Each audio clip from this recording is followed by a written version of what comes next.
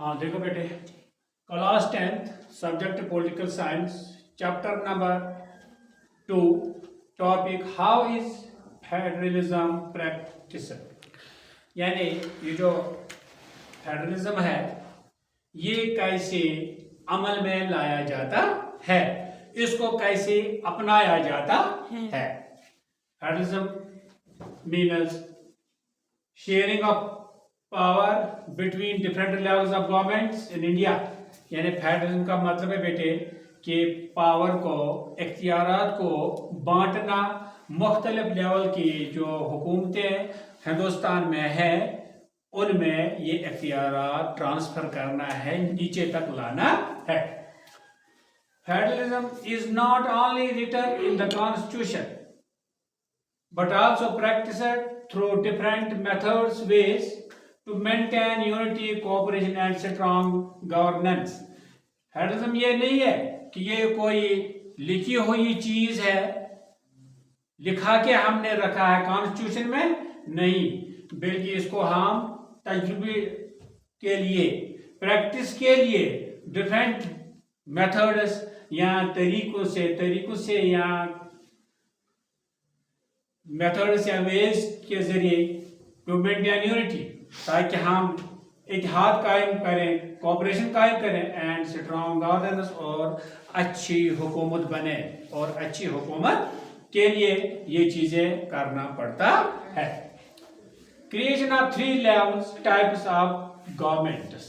अब 3 लेवल्स या 3 किस्म की गवर्नमेंट है हमारे हिंदुस्तान में है, हुकूमतें हिंदुस्तान में होती है। India practices federalism by having 3 types levels of government. India अमल में लाता है 3 किस्म की लेवल्स, यानी 3 टाइप की गवर्नमेंट हिंदुस्तान में होती है। एक को बोलते हैं यूनियन या सेंट्रल गवर्नमेंट, एक है यूनियन या सेंट्रल गवर्नमेंट। इसका काम क्या है? Monitoring national level issues. ये क्या देखती है? कौमी मफाद के जो भी मामलात है, इश्यूज हैं, उनको सेंटर देखता है, यानी हमारी मरकजी हुकूमत देखती है। दूसरा किस्म है स्टेट गवर्नमेंट, वो मॉनिटर करते हैं स्टेट लेवल इश्यूज, उसको जो स्टेट में अपने इश्यूज है, अपने मामलात हैं लोगों के, वो स्टेट गवर्नमेंट देखती है। लोकल गवर्नमेंट मॉनिटरिंग, जो लोकल गवर्नमेंट होती है वो मॉनिटर करते हैं डिस्ट्रिक्ट को, विलेज को एंड टाउन लेवल इश्यूज, जो गाँव में होते हैं, टाउन में होते हैं, छोटे छोटे इश्यूज होते हैं, उनको वो मॉनिटर करते हैं। Each level are working independently. हर एक गवर्नमेंट का किस्म आजादाना तौर काम करते हैं within their own areas, अपने अपने इलाके में, अपने अपने ज्यूरिडिक्शन में वो खुद काम करते हैं, वो खुद काम करते हैं। दूसरा बेटा डिवीजन ऑफ पावर्स, यानी पावर की तकसीम। The constitution divides into 3 lists. Constitution जो है, आईन ने हमारी हुकूमत को 3 लिस्टों में बांटा है, 3 टाइपों में बांटा है, जो हमने ऊपर पढ़े। Union central government, union government बताओ या सेंट्रल गवर्नमेंट बताओ, इसमें लिस्ट ऑफ पावर्स ये क्या? सेंट्रल मरकजी हुकूमत के हवाले है defence, banking and foreign affairs, currency and making of laws for the country. ये किसके इख्तियार में है? यूनियन गवर्नमेंट या सेंट्रल गवर्नमेंट के इख्तियार में है। कौन सा? डिफेंस है, बैंकिंग है, फॉरेन अफेयर्स है, यानी खारजी मामलात है, currency and making of laws for the country, और मुल्क के लिए जो जो ये लॉज बनाते हैं, ये कंट्री के लिए जो लॉज बनाते हैं वो पूरे मुल्क के लिए होते हैं। फिर स्टेट लिस्ट ऑफ पावर्स, उसमें क्या है? स्टेट के लिए क्या है? पुलिस है, एग्रीकल्चर है, हेल्थ है and trade etcetera. State governments can make laws for state only. State government assembly भी है, जो स्टेट लेजिस्लेशन है वो भी कानून बनाते हैं, लेकिन that is meant for only state, वो स्टेट के लिए बनाते हैं, वो मरकज के लिए नहीं बनाते हैं, क्योंकि मरकज जब भी कानून बनाता है वो मुल्क के लिए बनाता है, वो पूरे मुल्क में राइज होते हैं। लेकिन स्टेट अपनी ज्यूरिडिक्शन में, अपने एरिया में बनाते हैं। फिर है कॉन्करेंट लिस्ट ऑफ पावर्स, यानी मुश्तरक जो मरकज को भी है और स्टेट को भी होता है। उसमें एजुकेशन है, फॉरेस्ट है, marriage laws and trade unions है। Both centre and state can make laws if there is a conflict between center and state, यानी जो कॉन्करेंट लिस्ट ऑफ पावर्स है ये मुश्तरक है, स्टेट और मरकज इकट्ठे उनको देखभाल करते हैं। बोथ सेंटर एंड स्टेट, दोनों सेंटर और स्टेट कैन मेक लॉज, ये भी कानून बनाते हैं। If there is a conflict between centre and state, अगर कोई इख्तिलाफ है रियासत और मरकज के दरमियान, फिर वो कानून बनाते हैं। इंडिपेंडेंट जुडिशरी, फिर उनमें हमारे हिंदुस्तान में एक अदालत भी है, कोर्ट भी है, जुडिशरी है जो बिल्कुल आज़ाद है। जुडिशरी की भी मैंने बेटा आपको 3 लेवल्स बताए हैं, डिस्ट्रिक्ट जुडिशरी, स्टेट जुडिशरी जिसको क्या बोलते हैं हाई कोर्ट भी बोलते हैं, और कंट्री जुडिशरी जिसको सुप्रीम कोर्ट बोलते हैं। सुप्रीम कोर्ट एक मुल्क में एक होता है, हाई कोर्ट हर स्टेट में अपना होता है, और डिस्ट्रिक्ट कोर्ट हर डिस्ट्रिक्ट में अपना कोर्ट होता है। तो India practised federalism through an independent supreme court. India भी फेडरलिज्म को लागू करते हैं, अपनाते हैं एक इंडिपेंडेंट कोर्ट के जरिए भी। द कोर्ट क्या करता है? The court settles disputes between centre and state. अगर कोई डिस्प्यूट होगा, कोर्ट ये स्टेट और सेंटर के दरमियान, उसका सेंट्रल ये सुप्रीम कोर्ट हल निकालता है, सॉल्व करता है। It means the court ensures the both respect the constitution. Court, supreme court दोनों हुकूमतों को, यानी मरकजी हुकूमत को भी और स्टेट हुकूमत को भी कॉन्स्टिट्यूशन की पालादारी और रेस्पेक्ट कराना सिखाता है और करने को कहता है। It acts as a guardian of federal principles. और ये सुप्रीम कोर्ट जिस तरह आपको घर में बाप है, माँ है, वो आपके गार्डियंस हैं, वो आपके सरपरस्त है, इसी तरह सुप्रीम कोर्ट भी सरपरस्त होता है फेडरल प्रिंसिपल्स का, यानी पावरों का सरपरस्ती, पावरों की देखभाल सुप्रीम कोर्ट करता है। फिर फाइनेंशियल फेडरलिज्म, फिर पैसों की भी जरूरत होती है, करेंसी की भी जरूरत होती है। State needs requires money to run schools, roads, buildings and hospitals etcetera. State जो भी होगा उसको पैसे चाहिए, किसके लिए? स्कूल चलाने के लिए, रोड बनाने के लिए, बिल्डिंग एंड हॉस्पिटल्स वगैरह चीजें।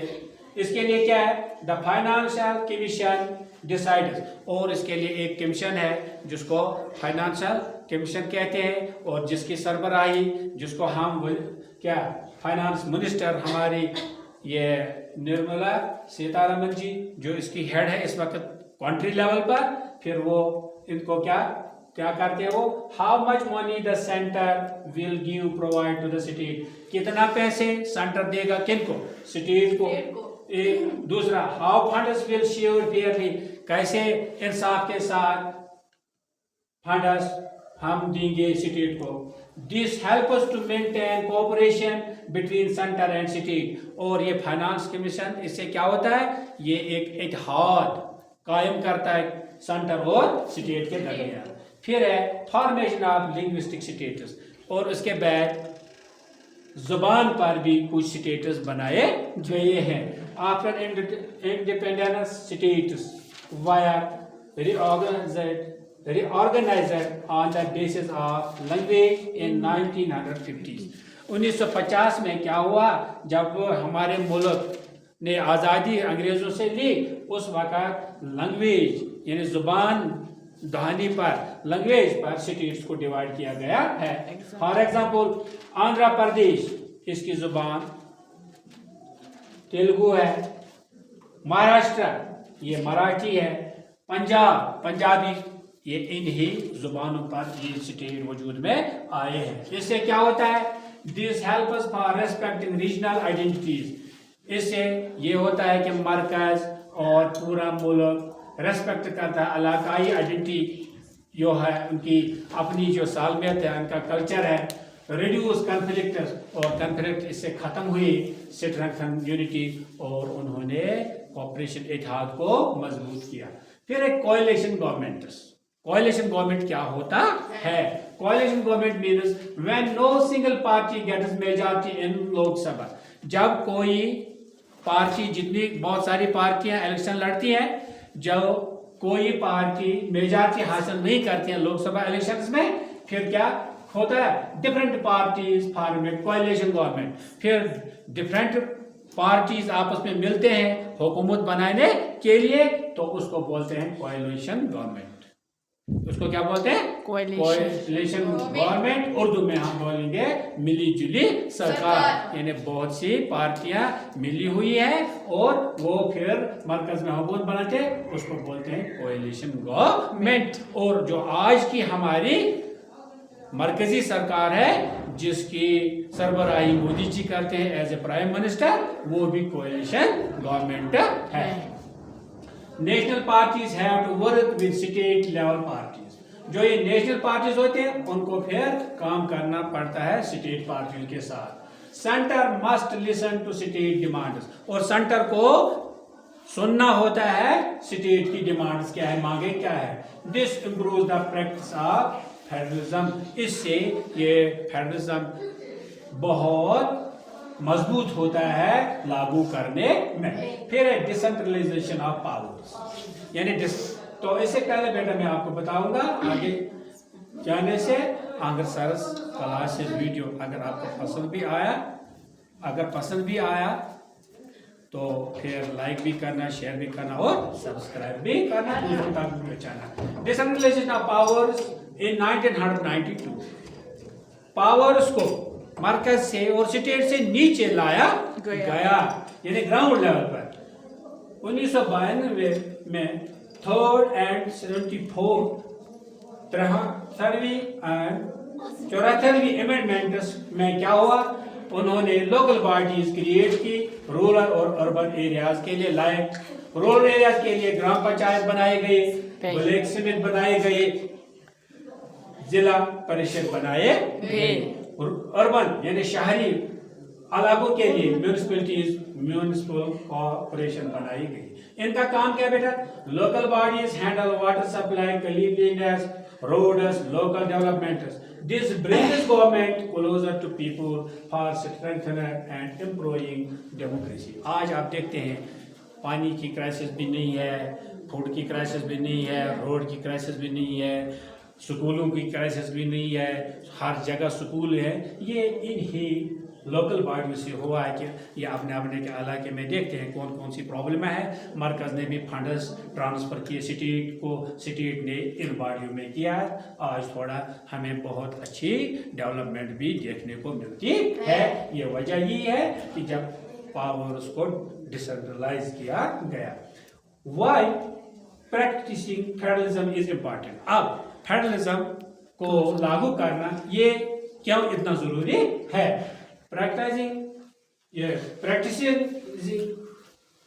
federalism is important because of the following reasons. ये जरूरी है कि practicing federalism नीचे कुछ पॉइंट्स है, इनकी वजह से ये बहुत जरूरी हुआ है। क्या? प्रोटेक्ट्स इंडियाज डाइवर्सिटी, ये हिंदुस्तान की सालमियत को महफूज रखता है, बचाता है। Prevent misuse of powers, power का गलत इस्तेमाल होने से बचाते हैं हमें। प्रोमोटिंग यूनिटी एंड कोऑपरेशन, इत्तेहाद और यूनिटी कायम करने में हमें मदद मिलता है। And makes government more accountable, और हुकूमत को ज्यादा जवाबदेह एंड रेस्पॉन्सिबल, जिम्मेदार बनाते हैं। ये है फेडरलिज्म। क्या लिखा हमने? हाउ इज फेडरलिज्म प्रैक्टिस्ड, और ये फेडरलिज्म यहाँ कैसे प्रैक्टिस में लाया जाता है, इसके फायदे क्या हैं। तो मुझे उम्मीद है कि आपको मेरा ये टॉपिक अच्छी तरीके से समझ आया होगा। तो मेरा लेक्चर अच्छी तरीके से समझ आया होगा। घर जाके इसको अच्छी तरीके से लिखना, कॉपी भी मेंटेन करना और चैनल को सब्सक्राइब भी करना, लाइक भी करना और शेयर भी करना। इसी के साथ मैं आपसे रुखसत लेता हूँ। खुदा